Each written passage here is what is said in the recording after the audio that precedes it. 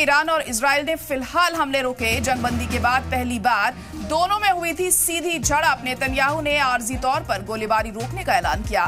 Tehran ने फौजी कार्रवाई खत्म करने की बात कही। ईरान ने बैरूत पर हमले के जवाब में किया था हमला। इजराइल के हमले के जवाब में ईरान जबरदस्त हमला करता हुआ दिखाई दिया था। लेबनान पर हमले जारी रहे तो फिर जवाब देगा ईरान, ये ईरान की तरफ से साफ कर दिया गया है। नए हमले पर इजराइल पूरी ताकत से जवाब देगा।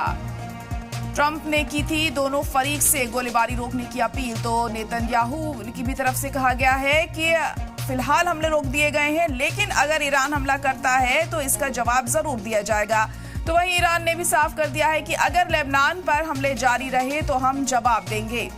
तो फिलहाल अभी जो हमले हैं वो रोक दिए गए हैं। ईरान और इजराइल की तरफ से ये फैसला लिया गया है। तेहरान ने फौजी कार्रवाई खत्म की है।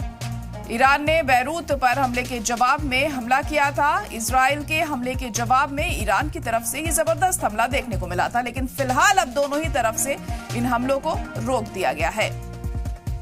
ट्रंप ने की थी दोनों फरीक से गोलीबारी रोकने की अपील, और अब इजराइल भी ये बात मानता हुआ दिखाई दे रहा है। इजराइल ने साफ कर दिया है कि फिलहाल अब हमले रोक दिए गए हैं, लेकिन अगर ईरान की तरफ से कोई भी अटैक किया जाता है तो जवाबी कार्रवाई जरूर की जाएगी।